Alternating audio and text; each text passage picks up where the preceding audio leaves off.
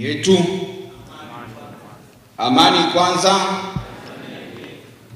Kwa majina naitwa Sheikh Shabani Mekidadi Dinga, Sheikh wa wilaya ya Njombe, mwenyekiti wa Jumuiya ya Maridhiano na Amani mkoa wa Njombe. Mheshimiwa mwenyekiti mwenyeji mzee wetu Oscar, Sheikh wa mkoa, Sheikh wetu Jalaba, kwanza tunatoa shukrani za dhati kuandaa maandalizi mazuri ili tuweze kuendelea na jambo hili. Kama alivyosema msemaji, tunasema ametumia neno kinaya. Anasema dakika 5. Maana yake usiongee sana. Usiongee sana, na mimi nasema sintoongea sana, isipokuwa nitawakilisha yale mambo ambayo nimeandaa kwa mukhtasari. Ama ndugu zangu, napenda niseme Jumuiya ya Maridhiano na Amani Tanzania, hususan mkoa wa Njombe, naomba viongozi wangu pale msimame, katibu na timu yako. Hiyo ndio secretariat. Asante. Lakini naomba mama Mpangile, mama wa nguvu, muasisi wa jumuiya hiyo, mjasiriamali mkubwa katika mkoa wa Njombe, juzi tu umepewa umalikia wa nguvu kule China. Simama kupungia mikono wakuone. Asante. Naye pia ni mmoja katika wajumbe wa Jumuiya ya Maridhiano na Amani mkoa wa Njombe. Ndugu zangu, naomba niende moja kwa moja kwenye jambo letu ambalo nimesema nitawakilisha kwa mukhtasari. Lakini wakati nikiongea na mwenyekiti mwenyeji mzee wangu Oscar akasema katika dakika zako 5, basi dakika 2 nazo tunakata, tunampa katibu wa Jumuiya ya Maridhiano na Amani mkoa wa Njombe, mzee Selenga. Atakuja hapa naye aweze kusema neno moja au maneno mawili. Ndugu zangu, naomba nianze kusema kwa kusema Jumuiya ya Maridhiano na Amani Tanzania ina katiba yake. Katiba ina maana, hii ni katiba ya Jumuiya ya Maridhiano na Amani Tanzania ya maadili, mila na desturi, inayoundwa na madhehebu ya dini Tanzania, uwakilishi wa viongozi wa mila na desturi wa. Napenda nizungumze madhumuni ya jumuiya mistari mitatu. Tuangalie, je, ni kweli tupo katika jambo hili linatuhusu, au basi tu tumeitwa kuja kunywa chai na kahawa? Basi tuzungumze katika madhumuni ya jumuiya. 1, kusimamia amani, utulivu kwa Watanzania bila kujali imani, dini, jinsia, rangi wala itikadi za kisiasa. Mstari namba 2 unasema kuleta muafaka katika mambo yanayosababisha tofauti katika dini, mila, siasa na madhehebu mbalimbali nchini. Mstari namba 3 unasema kuwaelimisha Watanzania juu ya umuhimu wa kudumisha amani, utulivu kwa ajili ya maendeleo ya taifa na mtu mmoja mmoja. Ama baada ya mistari ya katiba hiyo kwa mukhtasari, ndugu zangu, kilichotuleta hapa sisi leo ni kuzungumzia habari ya amani. Tuzungumze utulivu. Ni namna gani tupo kwenye eneo katika kalenda na tarehe ya wakati huu sasa ndiyo ambayo tunaishi nayo. Mbele yetu kuna uchaguzi. Oktoba 29 kuna uchaguzi ndani ya nchi hii. Uchaguzi huo hujalipuka tu, ni uchaguzi wa kikatiba. Umo ndani ya katiba ya Jamhuri ya Muungano wa Tanzania huo uchaguzi. Na ndani ya uchaguzi tumesikia mambo mengi sana katika maandalizi yake ya kuelekea uchaguzi. Mambo mengi tumesikia. Baadhi ya mambo hayo tunayoyasikia yana viashiria vya uvunjifu wa amani katika kauli mbalimbali zinazotajwa katika mitandao na sehemu zingine za mikusanyiko. Huu ndio ukweli ambao nataka tuuseme. Lakini tuuseme, tunamwambia nani?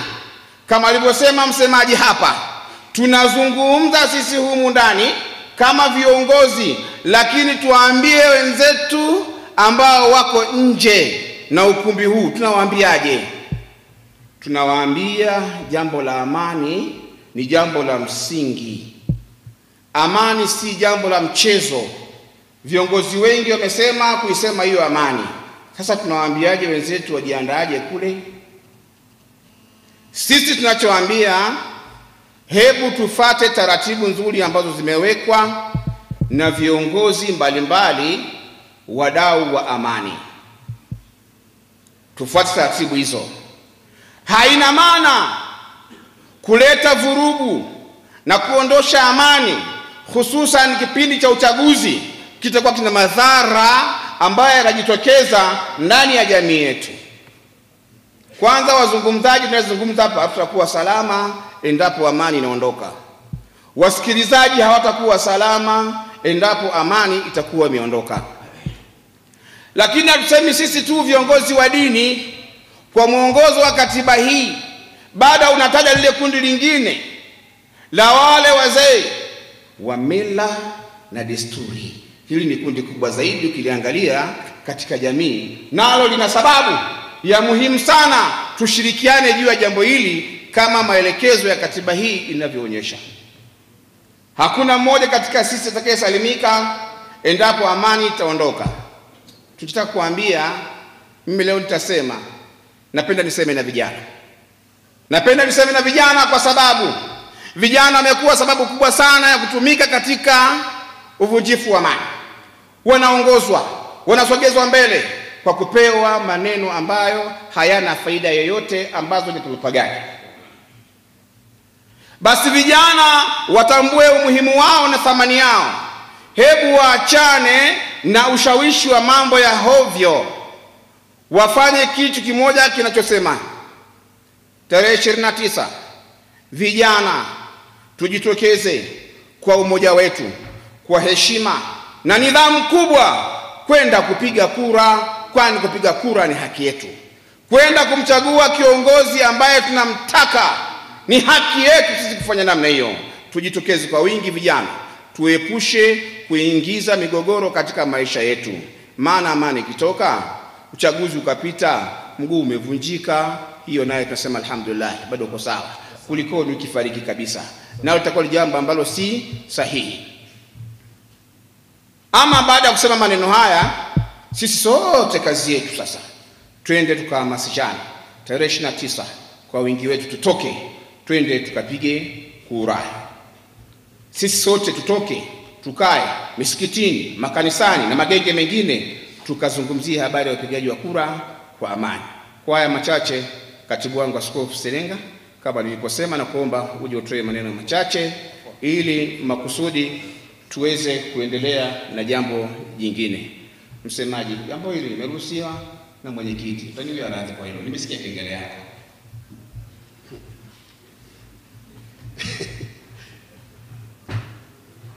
Asante mwenyekiti wangu Shehe Jinga, mwenyekiti wa mkoa wa Njombe JMAT. Kwa vile umeniachia dakika 2, mimi nitatumia dakika 1 ili kuokoa muda. Kwa sababu viongozi wamezungumza kwa kina. Sasa sina haja ya kuyarudia sana. Wakati mwingine pengine yatakuwa yanawakera watu. Nizungumze kwa kifupi sana. Ndugu zangu wa Tanzania wenzangu, hakika amani ni gharama. Huo ndo. Lakini pia ni washukuru waandishi wa habari kwa kazi kubwa wanayoifanya, kwa vile mimi nafahamu na chombo cha habari, nimeona na najua tarehe 29 wataendelea kutujuza, iwe mazingira mepesi au magumu, wao wapo. Mungu awabariki sana waandishi wa habari. Lakini pia niseme tu, tarehe 29 ni haki ya kila Mtanzania aliyefikisha umri wa kupiga kura na aliyejiandikisha. Na waomba Watanzania wote waendelee kutuombea, walio nje ya nchi, sisi tupate amani yetu tunayohitaji, na Mungu wetu akatubariki mno kabisa, kwa kuwa amani yetu sio ya leo. Siku moja miaka ya nyuma, mimi nikiwa na umri fulani hivi, kule Dar es Salaam, miaka ile soda zilikuwa za shida sana, lakini Mhindi mmoja aliwakuta wamama wawili na baba mmoja wakigawana soda, wakinywa kwenye chupa moja. Akasema hakika Tanzania yote ni jamaa moja. Basi tuliendeleze lile alilolizungumza ile Mhindi. Aligundua kwamba sisi ni jamaa moja. Na waomba na wasihi, na Mungu awabariki mno. Asante sana Bishop pamoja na Sheikh Dinga kwa kuweza kuja kutoa salamu za JMAT kwa Njombe. Kwa hakika kila kiongozi anayefika hapa kwenye podium unatamani aendelee kuongea na kuongea tena, lakini kulingana na muda wanaongea kidogo mno, tunawanyima haki zao. Lakini turidhike na hicho kidogo tunachokipata. Wanasema haba na haba hujaza kibaba. Kwa hiyo tukiyakusanya yote yaliyoongelewa na viongozi wetu, tunakuta ni mazungumzo ya masaa 3-4 na ujumbe utakuwa umekamilika. Tunahubiri amani na upendo kwa sababu ndio muda wake. Hatuwezi kuzungumza amani kama hatuna amani.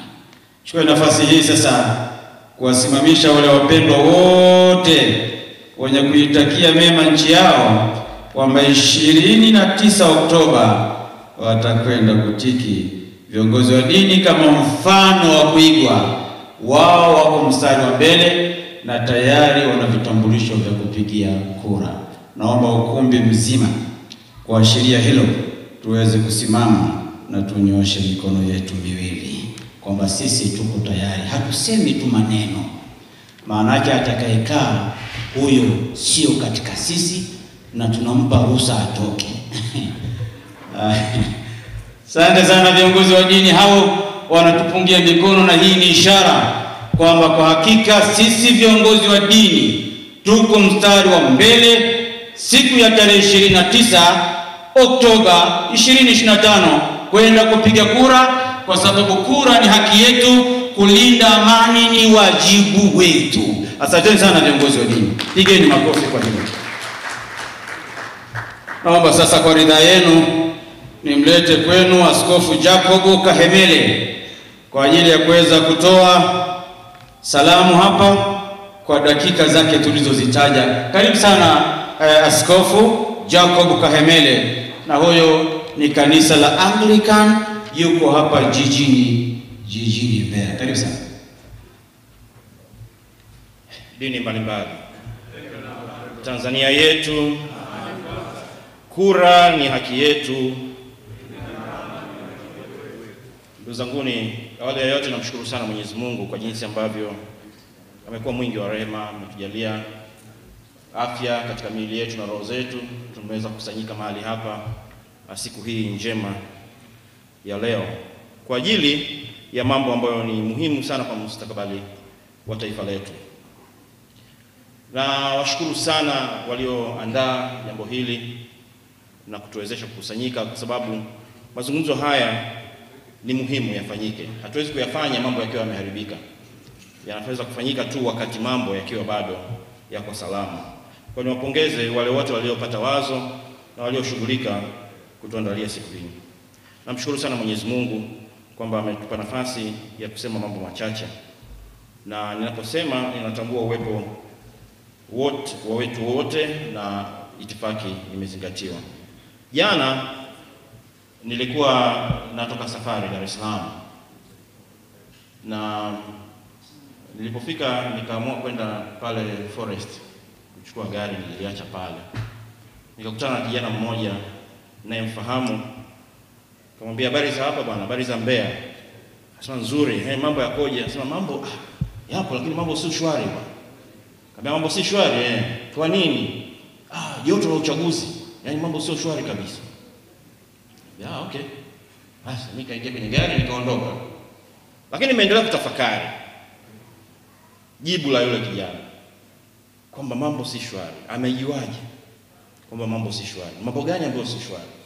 Mimi nimetoka airport mpaka nimefika hapa, sijaona ngumi, sijaona bunduki, sijaona vita. Mambo gani ambayo anasema si shwari? Lakini usiku wakati nawaza nikafikiri juu ya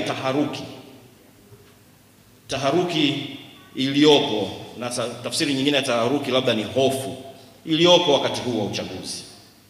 Na ndugu zangu waliozungumza tangu asubuhi wamezungumza sana na kutukumbusha juu ya amani na umuhimu wa amani. Sasa mimi ngoja niache hilo la amani kwa sababu najua tumekumbushwa sana. Nizungumze juu ya hofu na taharuki iliyopo. Taifa letu liko kwenye taharuki. Iko kwenye hofu. Haina kupinga, haina ubishi.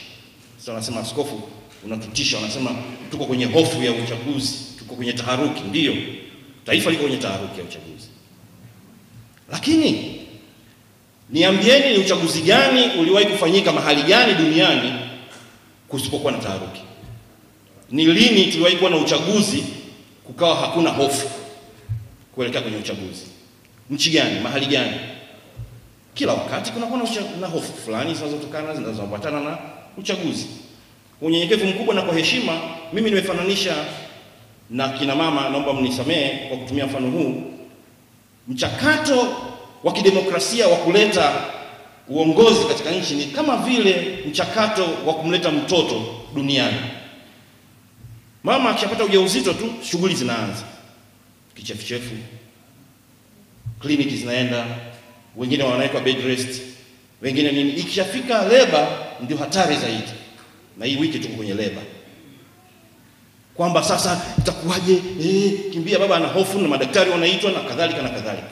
Halafu hatimaye mtoto anazaliwa. Tunampongeza, tunamshukuru Mungu, tunashangilia. Sivyo jamani? Ndivyo ulivyo mchakato wa uchaguzi.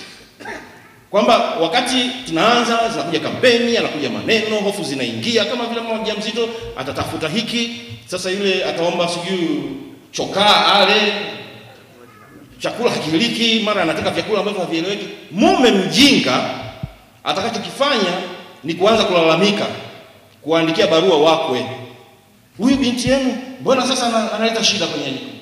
Asijue kwamba ni hatua tu za kawaida za kujifungua, za kupata mtoto. Hatuwezi kuwa waume wajinga. Taharuki za kuelekea kwenye uchaguzi ni za kawaida. Ni kwamba tu kama ilivyo mama akishajifungua watu wanasahau, wanatengeneza mtoto wa pili na watatu, na kila mara inakuwa shughuli hiyo, wanasahau kabisa taharuki iliyokuwepo wakati wa mtoto wa kwanza. Ndivyo tunavyosahau. Tunasahau kwamba 2020 zilikuwa taharuki kama hizi. Tunasahau kwamba 2015, mimi nakumbuka 2000 wakati wa uchaguzi hapa, Dar es Salaam ilichangamka. Marehemu Mrema wakati huo, Mungu amlaze mahali kama peponi, magari yakisukumwa, watu hati kweli kweli, joto limepanda sawa sawa. Joto la mwaka huu mimi sioni kama ni joto kubwa. Wala na sio Tanzania tu. Marekani juzi walikuwa wanachagua kati ya Harris na Donald Trump. Vugu na moto uliokuwepo pale. Na kila mahali Kenya wenzetu tunajua, kila mahali nyakati za uchaguzi zinaleta joto fulani la uchaguzi. Kwa hiyo kunakuwa na taharuki. Sasa kuwa na taharuki, kuwepo na hofu kwa sababu ya uchaguzi sio jambo baya. Ni jambo la kawaida la kimhemuko la kibinadamu. Shida iliyopo ni namna gani tunajibu hofu zetu wakati huo. Na niwakumbusha ndugu zangu viongozi wa dini, kwa sababu nyinyi ni viongozi wa dini. Silaha moja anayoitumia shetani katika kazi zake ni kutia hofu. Ndio silaha moja kubwa sana anayoitia shetani. Hivi sasa Ukisema hali sio shwari, namkumbuka yule kijana wangu jana. Kwa hiyo unafanyaje? Tukimbie sasa tuondoke Tanzania? Kinachotukimbiza sasa hivi ni nini? Hivi sasa hivi tukitoka hapo nje, ukisema hali sio shwari, sio shwari wapi? Kinachoweza kukimbiza, kinachokutia hofu ni nini? Tatizo lililopo tulilonalo ni namna gani ya kujibu taharuki au tension ambayo inatokana na uhalisia kwamba tuko katika nyakati za uchaguzi. Sasa nikitoa mfano mwingine tena, ni kama katika ndoa. Watu wawili tu wakishaungana, kunakuwa na wakati mwingine kunakuwa na misuguano na migongano, si ndio? Kutokuelewana. Lakini kulikuwa na mapungufu 1, 2, 3. Hebu tuyarekebishe. Hiyo ndio hekima. Tukiamua kurusha mawe tutakaa wapi? Tukishaivunja nyumba na vioo vimevunjika na viti vimevunjika na TV zimeharibika, tutaangalia nini tena baada ya hapo? Sasa uchaguzi ni wetu. Kuamua kuwa watu wenye hekima, kwamba tuyachukulie haya kama ni mambo ya kawaida ya kimchakato, kwa sababu sisi ni binadamu na tumeumbwa tofauti, na uzuri wa Mungu ametuumba tofauti na anayadhihirisha hayo kwenye kila kitu. Hata mimea haifanani, miti mingine mirefu, mingine mifupi, mingine ina maua mekundu, mingine meupe. Ndio uzuri wa Mungu, ndio jinsi Mungu alivyo. Kwa kutufanya sisi tuone mambo kwa mitazamo tofauti sio jambo baya. Jambo la muhimu ni kujua jinsi ya kuishi katika tofauti zetu, lakini tukaishi pamoja. Kama ambavyo jukwaa hili limekaa leo, kwamba watu wana imani tofauti, wana misimamo tofauti, wanaamini vitu kwa namna tofauti, lakini tunakuja tunakaa pamoja, tuna upendo, tunazungumza. Sasa ndivyo hii inatakiwa iwe, image hiyo iwe kwa upana wake kwa Watanzania wote. Mimi sikatai kwamba kuna mambo ambayo watu wanaona si sawa. Ni sawa kuona kwamba mambo si sawa. Hatuwezi kubisha. Sasa si wewe ndio unavyoona na mimi ndio ninavyoona. Nikiona mambo si sawa, si nasema mambo si sawa. Lakini hatua gani ninazochukua baada ya kuona kwamba mambo si sawa? Ni majadiliano na kuzungumza ili niweze kuwasilisha hoja yangu kwamba mambo haya si sawa, ili tujadiliane na kuona tukae vipi katikati. Wewe hoja zako na mimi hoja zangu tuzilete, tukae pamoja. Lakini tukiamua kuchukua mawe tuanza kurushiana kwa sababu mimi mtazamo wangu ni tofauti, inatusaidia nini? Inatusaidia nini? Kwa hiyo nawasihi sana Watanzania wenzangu, nawasihi sana viongozi wa dini na waumini wetu wote wa dini zetu mbalimbali, tuwe na ukomavu kama ambavyo tumekuwa na ukomavu kwa miaka yote, ukomavu wa kisiasa. Ndoa yenye ukomavu, wanandoa wanakwenda chumbani, wanasubiri watoto wamelala, wanaenda kuongea, baba, hili si sawa. Tena wakati mwingine chumbani kule tunaongea kwa moto kabisa, lakini tukitoka nje haihitaji majirani kuanza kushangaa na kutoa. Wakati mwingine watu wanadhania ni sifa kwamba sasa ndio tumekomaa kwamba tunagombana. Angalia wenzetu wa nchi fulani hawawezi kuruhusu mambo ya huo ni upuuzi. Kwamba mnaweza mkaona ni sifa kwamba watu wanagombana ndio maana wamekomaa kisiasa. Sio kweli. Huo ni upuuzi.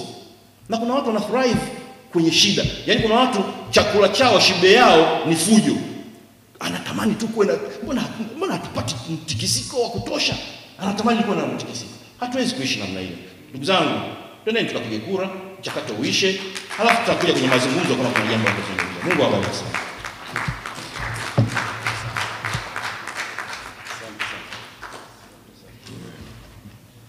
Asante sana Askofu Jacob Kahemele, kanisa la Anglican.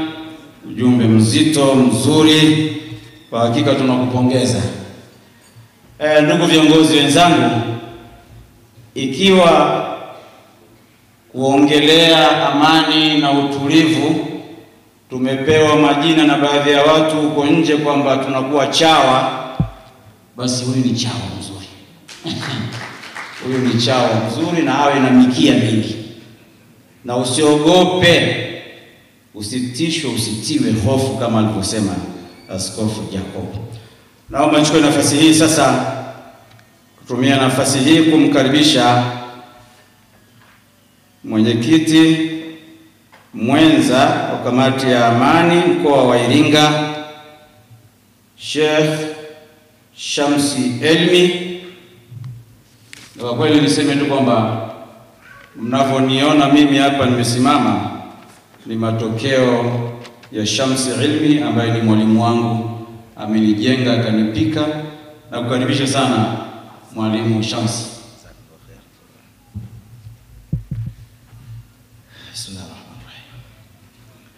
Tanzania ni yetu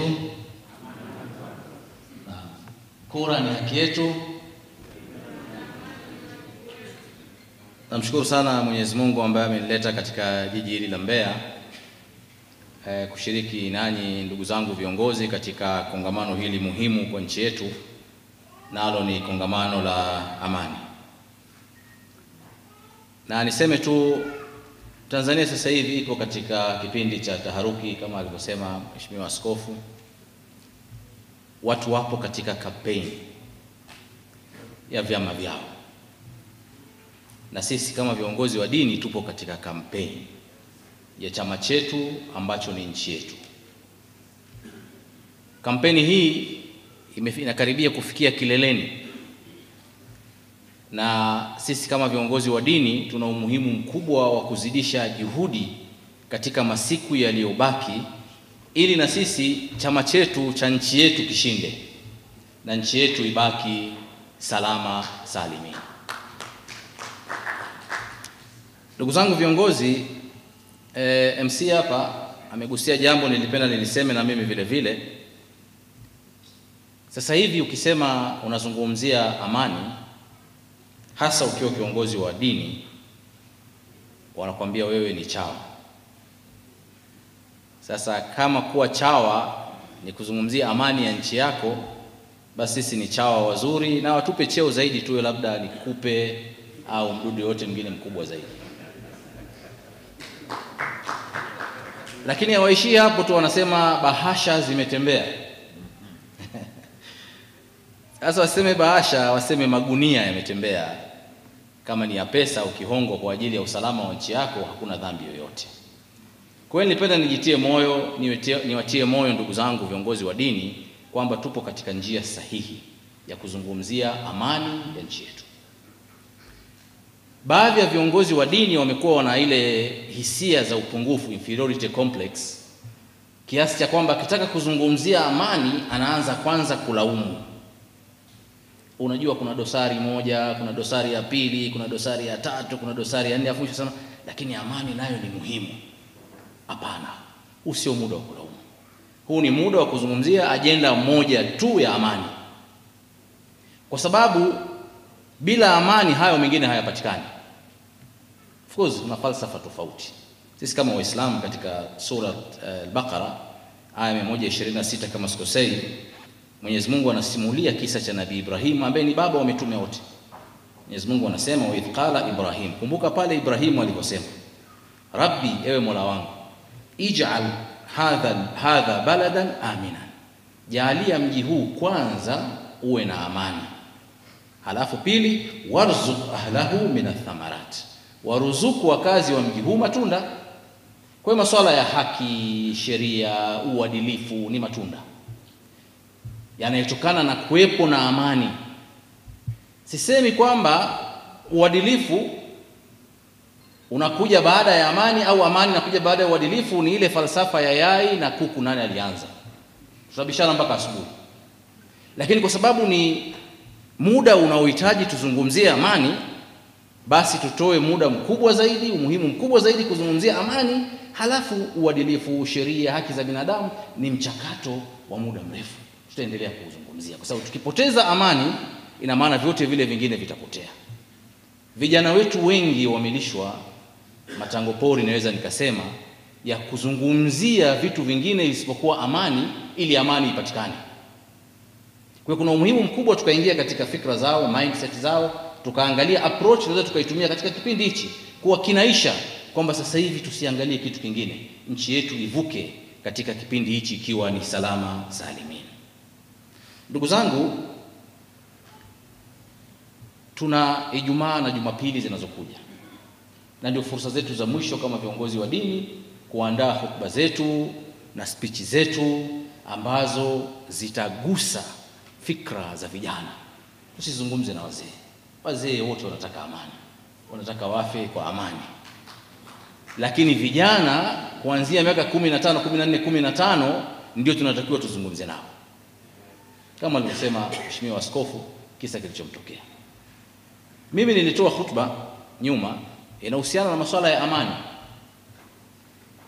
Kuna mtu akaikata clip ndogo tukazungumzia amani akairusha kwenye mitandao ya kijamii. Nilipata message nyingi sana za vijana. Wengine wanasema Sheikh, tulikuwa tunakufuatilia sana, kuanzia sasa hivi na ku-unfollow, sikufuati tena. Kwa nini? Umezungumzia amani. Wanakujibu, wanakutukana. Ni kuonyesha kwamba vijana wetu hawaishi katika familia zetu, katika majumba yetu, wanaishi katika mitandao ya kijamii. Ukiwa katika mitandao ya kijamii, subhanallah, utakuwa unaingojea tarehe 29 kwa hofu kubwa sana, ambaye chanzo cha hofu kama alivyosema askofu na ndio Uislamu unavyosema ni shetani. Watu wameanza kununua vyakula, kuweka ration ndani. Mtaani hakuna kitu kama hicho. Lakini sio kitu cha kukidharau, ni watu wanatengeneza ajenda ambayo ikitokea tarehe 29 vijana ambao tayari fikra zao zimetekwa na social media wakajitokeza, watadhibitiwa na vyombo vya usalama. Kinaweza kikatokea chochote. Kwa hiyo ni vitu vya kuviangalia kwa tahadhari kubwa. Nitoe wito kwa wazazi wote ambao wanatufuatilia hivi leo, waliohudhuria hapa, iwe ni fursa ya kukaa na familia zetu, iwe ni fursa ya kukaa na vijana wetu, tukawafahamisha kwamba nchi yetu inapita katika kipindi kigumu. Usiwe ni sehemu ya kuikwamisha nchi yako. Kila Mtanzania akikaa na familia yake, tutapunguza hizi propaganda ambazo zinaenea na zimewakuta vijana wetu, na wengine wamekaa wanaisubiria siku ya tarehe 29 wakidhani kwamba hao viongozi wao walioko nje watakuwa nao pamoja. Kumbe wanawasukuma mbele kwa ajili wapoteze maisha yao, wapoteze viungo vyao, wapoteze mustakbal wao, ili wao kwa maslahi yao waweze kufaidika. Kwa hiyo kuna umuhimu kila Mtanzania akae na familia yake na aifahamishe vizuri sana kuhusiana na tarehe 29 na umuhimu wa tarehe 29. Ndugu zangu viongozi wa dini, nchi yetu ni nchi ya kisecular, imejiwekea utaratibu wake wa kupata viongozi kupitia katika uchaguzi. Uchaguzi ni sawa na daraja dogo ambalo sisi tunawatanguliza wale tunaowachagua wapite kwenye lile daraja, waende upande wa pili, halafu watuvute na sisi katika ule upande wa pili. Hili daraja dogo inawezekana halijakamilika, inawezekana tunavyoliangalia bado linahitaji kujengwa, lakini ndio daraja pekee linalotuvusha. Tukiingia kulivunja daraja hili, hatutovuka, hatutowavusha wawakilishi wetu na sisi hatutovuka. Na ndugu zangu, hakuna nchi duniani ambaye daraja lake lile ni uchaguzi umekamilika. Tunaona kila siku malalamiko ya nchi za Ulaya kuhusiana na masuala ya katiba zao. Tunaona malalamiko kila siku ya nchi kubwa kama Marekani wakizungumzia taratibu za chaguzi zao, na kwamba bado mambo hayajakamilika, na viongozi wanatoa ahadi akiingia madarakani atarekebisha 1 2 3. Nchi zina miaka 300, lakini taratibu zao za kuchaguana, katiba zao bado zinalalamikiwa. Sisi tuna miaka mingapi kama nchi? Miaka 60. Wachanga sana. Lakini watu wanajifananisha. Angalia haki za binadamu bana Marekani, angalia haki za binadamu bana Uingereza, angalia haki za binadamu Ulaya na nchi za Scandinavia. Wewe unayezungumza hivi unajua wale wamepitia katika hatua gani, michakato gani mpaka wamefikia katika stage ile ambayo vile vile bado hawajakamilika. Lakini wewe Mtanzania leo, nchi yako na miaka 60 ipo stable, imekuwa ni kimbilio la wakimbizi wa nchi zote za Afrika. Uchumi wake unakuwa kwa kasi katika nchi ambazo zinakuwa kwa kasi Afrika. Tanzania ipo katika nchi hizo, unaiona kwa macho yako. Halafu leo unataka ujifananishe wewe na Marekani na Muingereza na nchi za Scandinavia, kwa maana ya kwamba taratibu za uchaguzi zile hazijakamilika. Hakuna mtu kasema zimekamilika, na hazitakamilika kamwe. Kila siku watu wanapozaliwa wanakuja na fikra mpya. Ni swala la kimchakato. Lakini wewe utakapokatisha na kusema kwamba hapana, na no reform no election, ni kauli ya hovyo kabisa. Yaani haifai kuheshimika. Kwa sababu gani? Kwa sababu lengo lake kama no reform no election, maana yake tuingie katika mapinduzi ya kijeshi. Ndio njia kufika madarakani. Tumeona nchi za Kiafrika watu wamepinduana, wameingia katika, anaingia mtu ndio amekuwa kiongozi wa nchi, kisha kwanza anasimamisha katiba yote, vunja mahakama. Ulikuwa unataka uhuru, sasa hata uhuru hata unusu upati. Tumeona hivyo njia hizo. Au nchi ya kifalme. Nilikuwa namsikiliza kijana mmoja kwa kumalizia, anahojiwa na Al Jazeera. Ni kijana wa Kilibya. Sio kijana sasa hivi, wakati anahojiwa mtu mzima. Akahojiwa yuko Qatar, anafanya kazi katika mall, ameajiriwa. Sasa tuelezee historia yake. Sasa mimi nilikuwa Libya. Nilikuwa na supermarket yangu.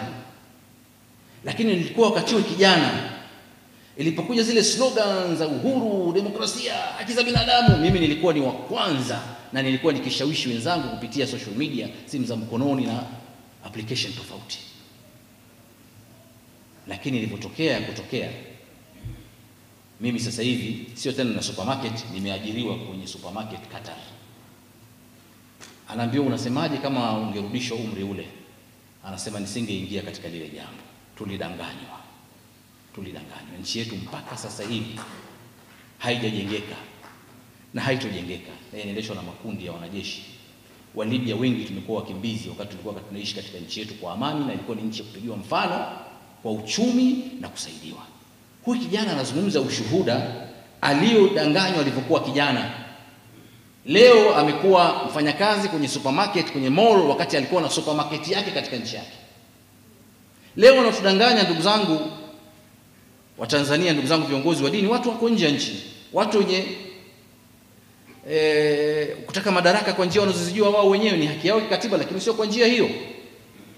Kinachochafuka au kikanuka kama wanavyodai wao wenyewe hawapo hapa. Sisi tutakuwa wakimbizi wa nani leo? Katika nchi ambazo zimetuzunguka zote zinakabiliwa na matatizo mbalimbali. Tunaziona haziko stable, hazina serikali zinazofanya kazi, zina failure state.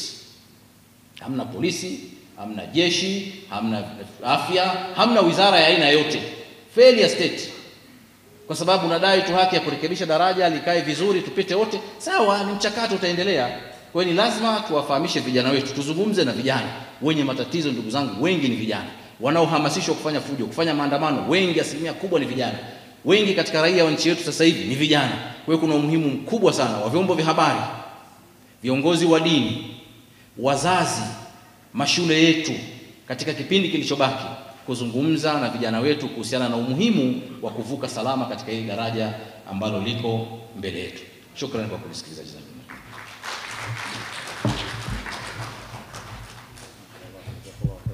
Asante sana makamu mwenyekiti kamati ya amani mkoa wa Iringa, Sheikh Shamsi Ilmi. Baada ya speech hiyo nzuri na kulingana na muda wetu, tumesaliwa na viongozi wawili. Naomba mniruhusu nao pia waweze kutoa salamu. Kwa hakika viongozi wetu wana mambo mengi ya kuyasema, lakini sasa nimlete kwenu mwakilishi wa Askofu Nyaisonga. Nyaisonga ni askofu mashuhuri nchini, na kamleta mwakilishi wake hapa, yeye mwenyewe ana dharura, lakini kwa kuthamini kongamano hili amemleta askofu. Njoo hapa kwenye podium uweze kusema kwa niaba yake. Karibu sana. Neno moja tu, kama viongozi wa dini tuongeze muda katika nyumba zetu za ibada kuliombea hili ili lipite kwa amani. Asanteni sana. Asante sana. Kwa niaba ya Askofu Nyaisonga, amezungumza nusu dakika na yeye ndo amevunja rekodi leo. Hongera sana. Muongezeni makofi. Lakini bado hatuwezi kusema kavunja rekodi, wafuatao wanaweza kavunja zaidi yake. Sasa nimwite mwenyekiti wa kamati ya amani mkoa wa Njombe, Sheikh Msigwa. Njoo sasa hapa, vunja rekodi na wewe. Rekodi haiwezi kufikiwa. Naomba sasa wewe ndo mzungumzaji wetu wa mwisho, na baada hapo tutaangalia itifaki na tuongoza vipi. Karibu sana. Tanzania yetu, amani kwanza. Kura yako. Waheshimiwa meza kuu na wasikilizaji, itifaki imezingatiwa. Yamezungumzwa mengi yanayohusu amani. Tumeanza Mwenyezi Mungu ni amani, lakini tumekuja kuona Abul Anbiya Nabii Ibrahim alayhi salatu wasalam ameomba nini? Amani. Alipoomba amani akaomba na riziki ya matunda ili nini? Sisi tutakapopata riziki yenye kutosheleza, manake tutamwabudu Mungu. Lakini pia na Mwenyezi Mungu akiwakumbusha Makureishi akisema, nyie Makureishi wenzenu majirani wanapovamiwa na nyinyi mmekaa kwa amani, huku amekuondoleni hofu, basi muabuduni Mungu wa nyumba hii. Sasa ukiuchukua hii kauli hii irudishe kwetu katika nchi yetu ya Tanzania. Ni nchi ambayo imetulia, watu wake tunafanya kazi kwa umoja, kwa mshikamano, kwa ustawi wa nchi yetu. Sasa huu umoja na mshikamano na ustawi, basi tumshukuru Mwenyezi Mungu kwa kumwabudu. Tutakuwa tumefanya jambo kubwa sana. Lakini kushukuru pia na uzalendo pia. Uzalendo hatujauanza sisi, uzalendo wameanza mitume pale walipoombea miji yao amani na watu wao. Na sisi ni wawakilishi, tuombe amani katika miji yetu na tuombe amani kwa waumini wetu. Hitilafu zozote zinazotokea, si ndio? Hizo zinaweza zikakalika na zikazungumzika, lakini kikubwa tuimarishe uzalendo katika nchi yetu, tuilinde tunu hii adhimu tuliohisishwa kutoka kwa vizazi na mababu zetu na marais waliotangulia, na sisi amani hii isituponyoke tunu hii tukaja kuwa mas'ulun, kwa kuwa Mungu anasema waqifuhu innahu mas'ulun. Stop, you are going to be questioned. How could we answer Allah subhanahu wa ta'ala? Let's keep the peace. Nothing change until we make change. Allah bless us all.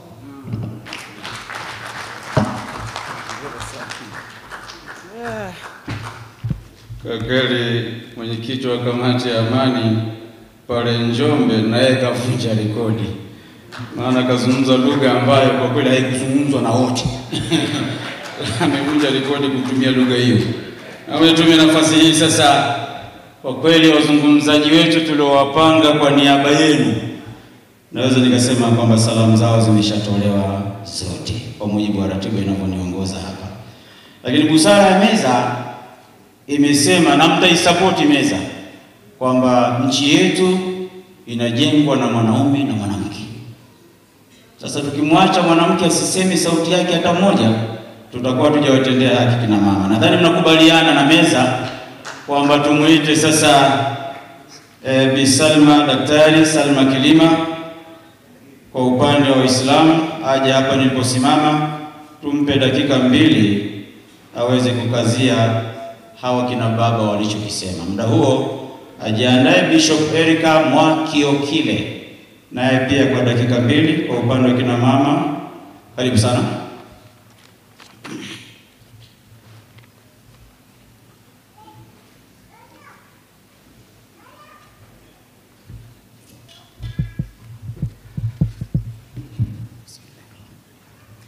Tanzania ni yetu, amani kwanza. Kwanza kabisa napenda kumshukuru Mungu kwa siku hii ya leo kuweza kukutana, lakini pia nipende kuwashukuru viongozi wetu kwa kuweza kuandaa hafla hii. Asanteni sana. Ni jambo la busara kutokana na kipindi ambacho tupo. Lakini pia ningependa kuwaomba viongozi wangu, kuna propaganda ambayo inaendelea kwamba nyinyi ni machawa. Mimi nafikiri sisi Waswahili tunasema mti wenye matunda ndio unaopigwa mawe. Kwa hiyo maneno yanayosemwa ni kutokana na kazi nzuri ambayo mnaifanya.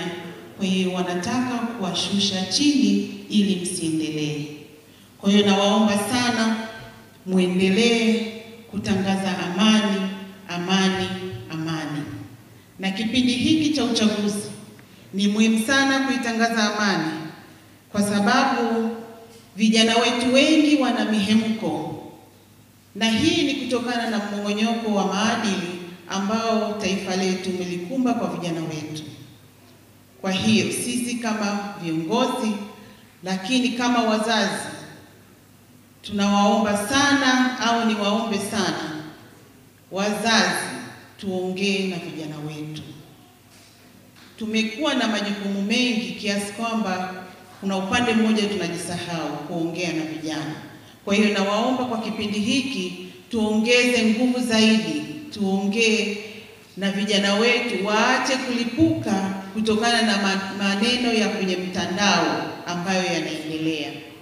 Sisi tukiongea na vijana wetu, amani itapatikana zaidi, kwa sababu ni vijana ambao tunakaa nao nyumbani, tunaishi nao, lakini wanahitaji sana kuongozwa ili tuzidi kuipata amani. Lingine nilikuwa naomba wanahabari, kipindi hiki ni cha uchaguzi, tunawaomba sana sana tutangaze amani. Kama kauli mbiu inavyosema ya mwaka huu, kura ni haki yetu. Amani hii ikitoweka katika taifa letu, waathirika wakubwa ni watoto, akina mama, wazee na wale ambao wenye ulemavu. Vijana wengi watakuwa na uwezo wa kukimbia, si ndio jamani? Sasa nawaomba sana tuitangaze amani, na mengi ya kuongea, lakini kutokana na muda naomba niishie hapa. Tanzania yetu. Asante sana Dr. Salma Kilima, tumuongezee makofi.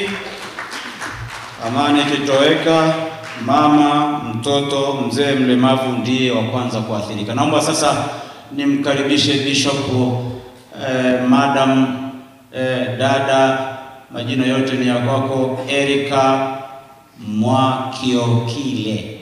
Ili jina la nilolitaja kama meno huna huwezi kulitaja vizuri. Mwakiokile. Karibu sana Bishop.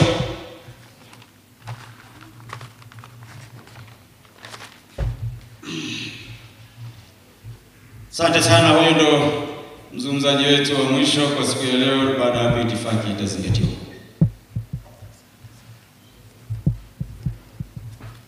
Tanzania ni yetu.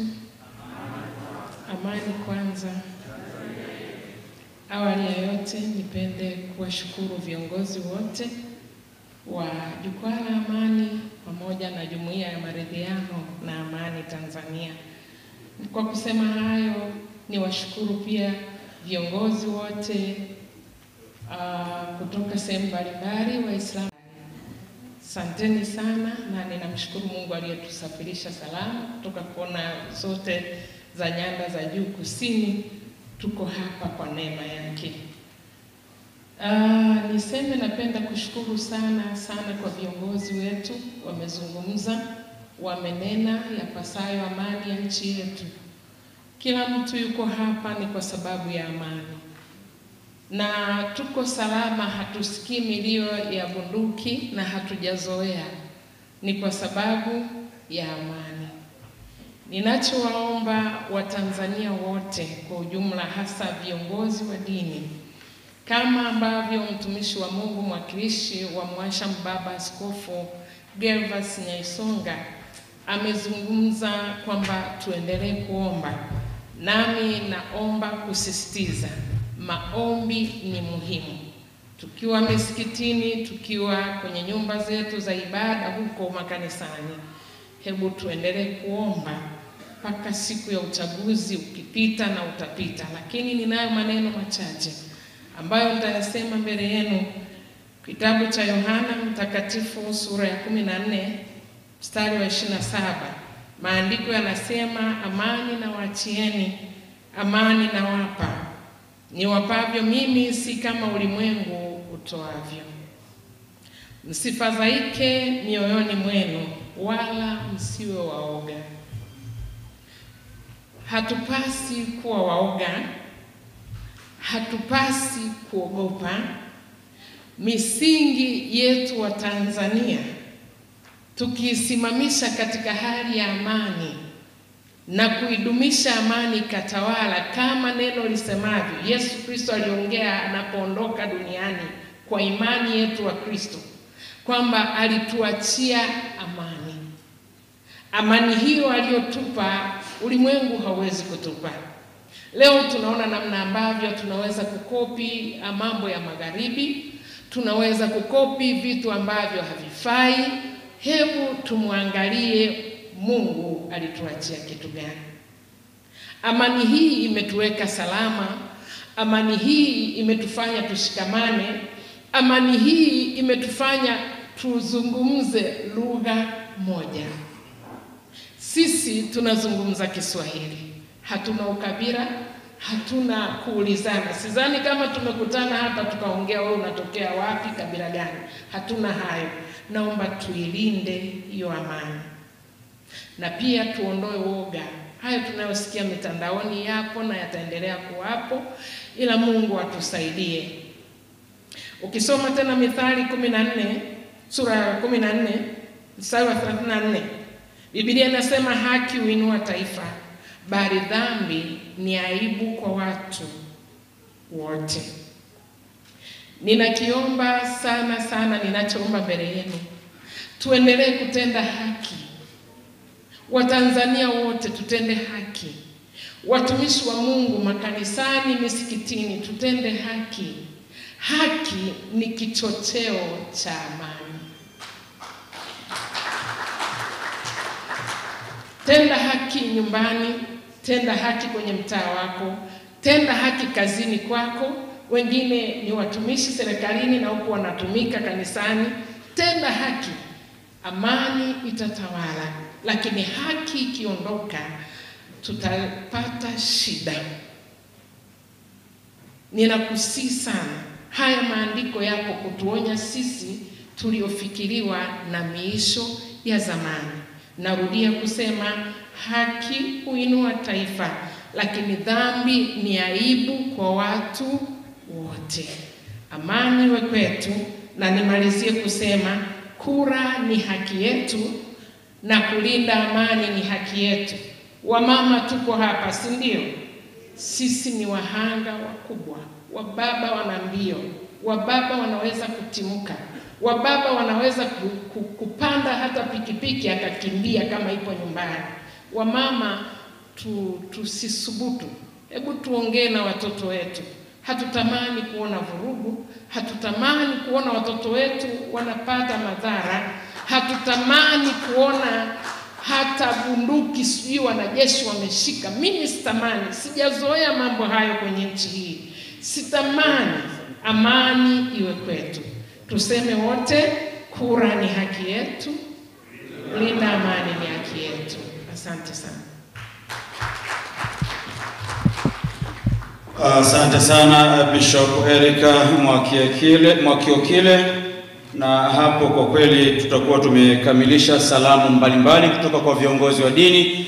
Sasa tunakwenda kwenye session nyingine ambayo pia ni muhimu na ni fupi, na session hiyo atakuja kuikamilisha katibu kwa niaba ya makatibu wote mlioko hapa wa mikoa ya Nyanda za Juu Kusini. Itasomwa kwenu tamko rasmi la kanda kuhusiana na kongamano letu hili.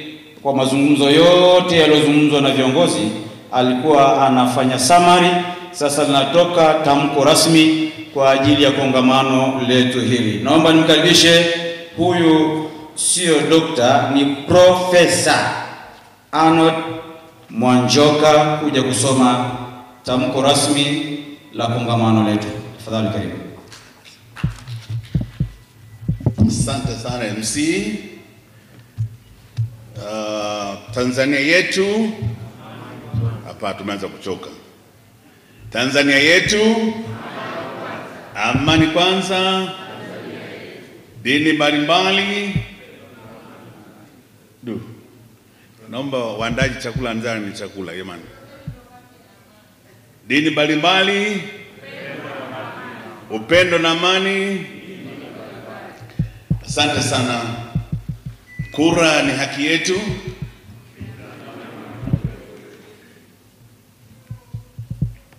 Mheshimiwa Mwenyekiti, na wenyekiti wote kutoka mikoa yetu mbalimbali, wale yote, mimi binafsi pia nikushukuru sana kwanza MC wetu kwa kazi nzuri. Ninaomba tumpige makofi MC kwa kazi nzuri anayoifanya. Naendesha kazi nzuri sana. Waheshimiwa viongozi, wenye viti, nasimama kwa niaba ya wenyeviti wetu hawa. Tumesikia maneno mazito ya maana sana yenye kusudio ama kusudi la kukaa kwetu hapa. Baba yetu Bishop Oscar ameeleza hapa kwa wenyeji na Sheikh Jala basi wetu mkoa katika mkoa Mbeya kama wenyeji wameelezea kusudi lake kwa nini tuko hapa, lakini pia wenye vitu mbalimbali katika mikoa ya nyanda za juu kusini.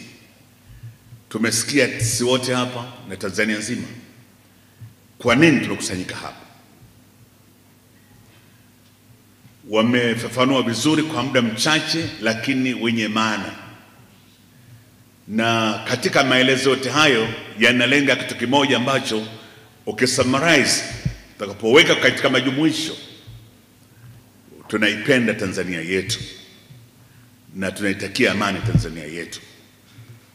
Na sasa nitakwenda kusoma tamko rasmi ambalo litakuwa kama majumuisho, si kwamba itakuwa imemaliza yote, lakini hii ni tamko la kusanyiko letu hili hapa jijini Mbeya tarehe hii ya 23 mwezi Oktoba mwaka 2025, ambao tumekaa kama viongozi wa dini kutoka nyanda za juu kusini, ambao ni mikoa yetu Mbeya yenyewe, Iringa, Njombe, Rukwa na Songwe. Naanza kusoma tamko la viongozi wa dini wa Jumuiya ya Maridhiano na Amani Tanzania ama JMAT kwa kifupi, na kamati za amani mikoa ya nyanda za juu kusini, ambao ni mikoa ya Mbeya, Iringa, Njombe, Songwe na Rukwa, kuelekea uchaguzi mkuu wa tarehe 29 Oktoba 2025. Jambo la kwanza ni kudumisha amani.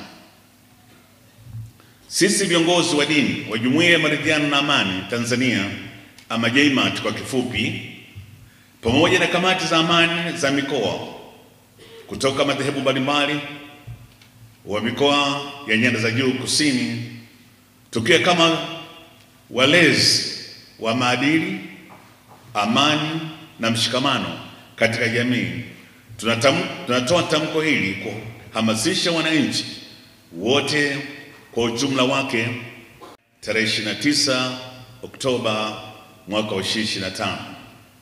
Tunawakumbusha wananchi wote wa nyanda za juu kusini na Tanzania kwa ujumla wake kuwa kushiriki katika uchaguzi kwa kupiga kura ni haki yao na ni kikatiba, pia ni wajibu wa kizalendo. Tunawasihi wote waliojiandikisha kufanya yafuatayo.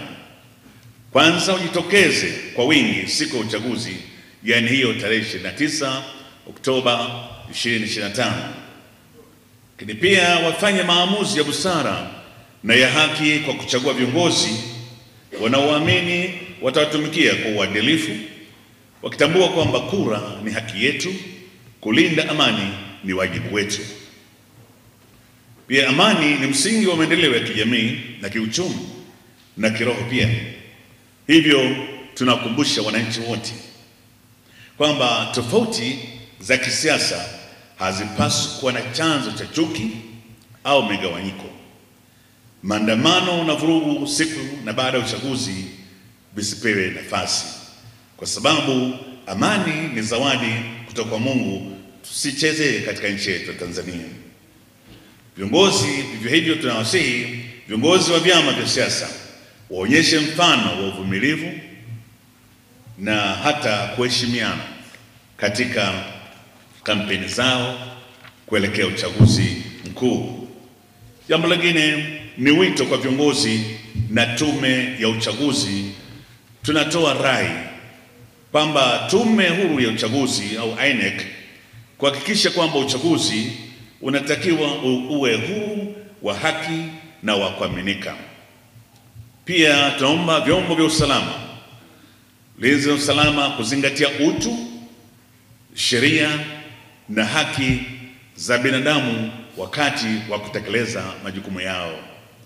Lakini pia viongozi wa kisiasa kuongoza kampeni zao kwa amani, sera na hoja za kistaarabu. Tatu ni maombi na baraka kwa taifa. Katika kipindi hiki cha kuelekea uchaguzi, sisi kama viongozi wa dini kutoka nyanda za juu kusini tuendelea kuiombea nchi yetu iendelee kuwa na utulivu, mshikamano, upendo. Pia tunasihi waumini wetu wote wa dini mbalimbali na wananchi wote kwa ujumla wajikite sana katika maombi, sala na dua kwa ajili ya taifa. Wakemee kila aina ya uchochezi, ubaguzi, uhasama na vurugu za aina yoyote. Hitimisho, kwa pamoja tuchague viongozi wanaotufaa. Kwa pamoja tuilinde amani yetu kwa gharama yoyote. Kwa pamoja tushiriki katika kujenga Tanzania yenye haki, usawa na maendeleo kwa wote. Tutambue kwamba herufi moja ya kura yako inaweza kuandika historia ya taifa letu la Tanzania. Tamko hili limetolewa leo hii tarehe 23 Oktoba 2025 katika kusanyiko la viongozi wa dini kutoka nyanda za juu kusini ya mikoa mitano na kusainiwa na viongozi wetu wenye viti wa dini kutoka madhehebu mbalimbali ya Kikristo na Kiislamu na wengineyo. Na Mungu wa mbinguni abariki Tanzania yetu, abariki viongozi wetu, abariki uchaguzi wetu. Asanteni sana. Asante sana Profesa Donald Mwanjoka, tumuongezee makofi. Kwa tamko hilo naomba niinue meza kuu, na meza kuu ikiinuka mtashikana mikono, ishara kwamba tamko limekubalika, na wote tulioketi tusimame mikono katika hilo. Please.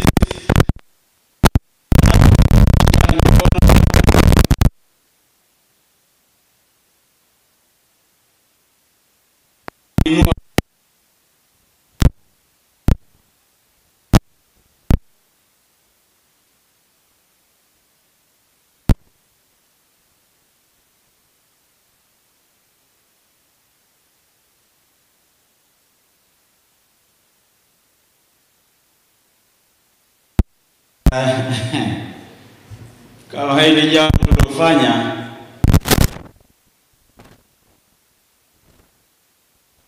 kwa waombea, na yeye pia ataongoza dua hiyo hiyo kwa lengo hilo hilo kwa upande wa Kristo.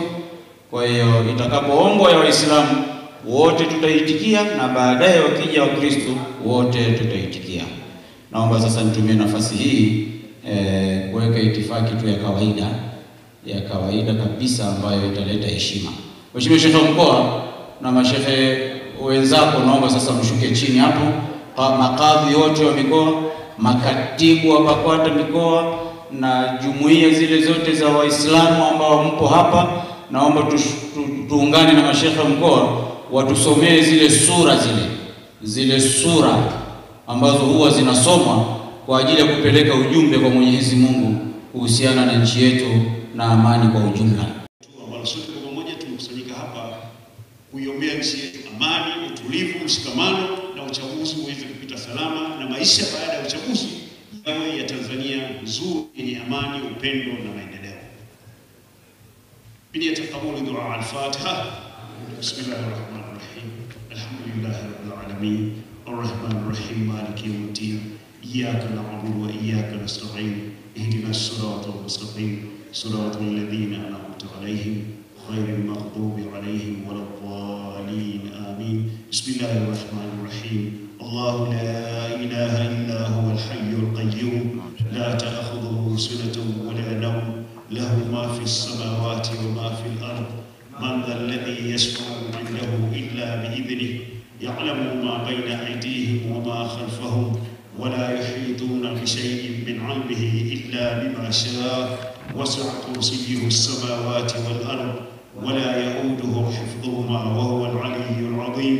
بسم الله الرحمن الرحيم. ألم نشرح لك صدرك ووضعنا عنك وزرك الذي أنقض ظهرك ورفعنا لك ذكرك فإن مع العسر يسرا إن مع العسر يسرا فإذا فرغت فانصب وإلى ربك فارغب. بسم الله الرحمن الرحيم. والعصر إن الإنسان لفي خسر إلا الذين آمنوا وعملوا الصالحات وتواصوا بالحق وتواصوا بالصبر. بسم الله الرحمن الرحيم. لإيلاف قريش إيلافهم رحلة الشتاء والصيف فليعبدوا رب هذا البيت الذي أطعمهم من جوع وآمنهم من خوف.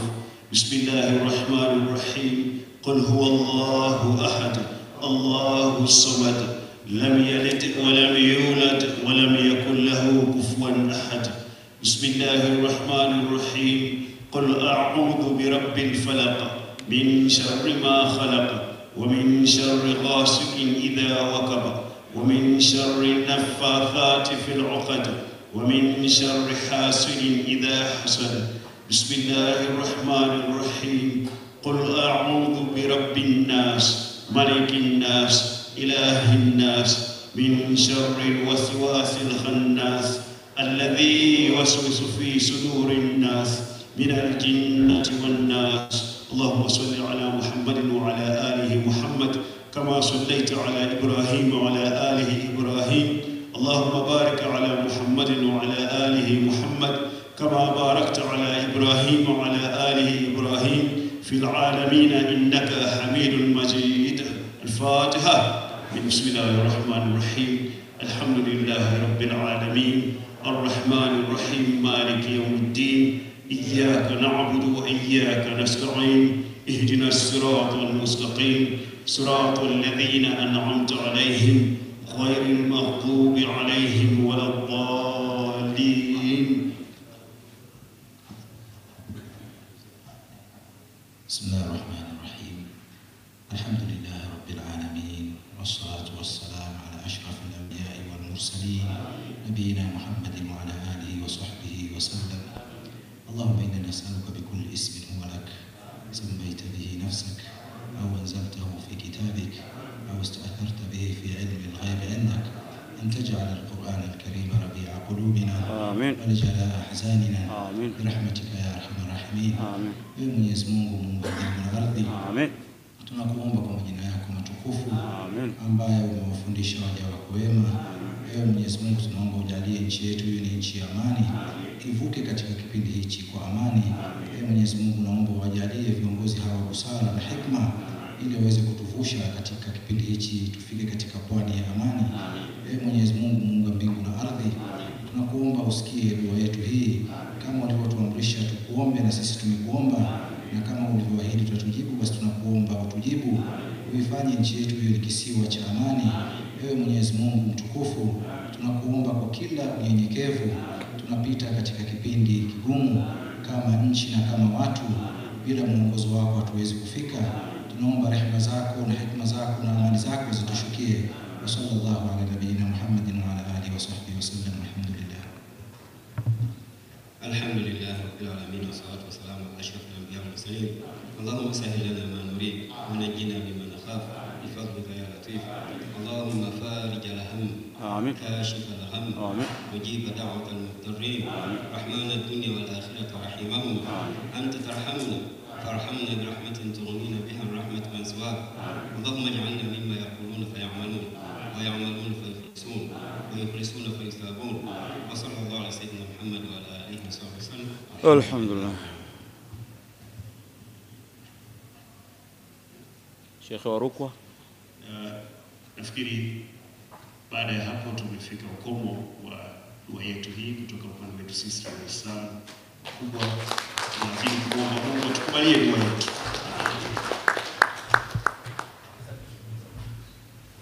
Asante sana. Napenda kuomba, sisi wa Kristo tumegawanyika kidogo. Tumkaribisha Askofu Afrika ataongoza sala ya baba yetu. Akishaongoza sala ya baba yetu, atarudisha maiki kwangu. Wote tutaomba kwa pamoja, tunaunganika na kitu kimoja kinaitwa jina la Yesu. Tutaomba kwa jina la Yesu ili aweze kutawala. Amesoma mtumishi wa Mungu Bishop Elika, Yesu alituachia amani. Basi tuiite amani ya Kristo katikati ya nchi ya Tanzania. Hii nchi sio ya watu wachache wa kwenye mtandao. Hii nchi ni Watanzania wote. Kwa Yesu akitawala, hata wale wanaofikiri wanaongea chochote hawataweza. Kwa hiyo saa hii tusikize sala hii, baada ya hapo tutaomba wote kwa pamoja. Karibu. Vile Bwana wetu Yesu Kristo alivyotuagiza akatufundisha, tunathubutu kusema: Baba yetu uliye mbinguni, jina lako litukuzwe. Ufalme wako uje, mapenzi yako yatimizwe hapa duniani kama huko mbinguni. Utupe leo, kwa kuwa ufalme ni wako na nguvu na utukufu hata milele. Amen. Tuombe sasa maaskofu na wachungaji wote kwa pamoja. Baba Mungu mtakatifu, Mungu uliye mbinguni, Mungu aweza, wewe Mungu uliyetupa nchi ya Tanzania, umetupa taifa zuri kabisa, umetuweka katika nchi hii na tumekusanyika siku ya leo kutoka pande mbalimbali, kutoka mikoa mitano. Tuko mahali hapa, shauku yetu ni kuona Tanzania ikiendelea, Tanzania ikistawi. Hata kama pana uchaguzi, lakini wewe utasimamia. Hata kama kuna sera, hata kama kuna vyama mbalimbali, lakini sisi kama watumishi wako tunaita jina lako, tunakuita Bwana. Simamia Bwana, ingilia kati kuanzia leo mpaka tarehe 29, na baada ya tarehe 29 weka amani yako, ukatawale wewe kwa mkono wako, kwa jina la Yesu Kristo. Tunakataa vurugu, tunakataa maandamano, tunakataa hali yoyote ya kumwaga damu. Haina nafasi. Yesu peke yako unatosha. Wewe uliimwaga damu yako, hiyo yatosha. Watanzania wakawe salama, wamama wakawe salama, wababa wakawe salama, vijana wakawe salama, wadada watoto wakawe salama, nchi yote ikawe salama. Yesu, simamia uchaguzi huu. Tunaiweka tume ya uchaguzi, tume huru ya uchaguzi mikononi mwako. Watu waweka Bwana wagombea wote, kila mmoja akaridhike na matokeo, kila mmoja akaridhike na matokeo ya uchaguzi. Utulivu na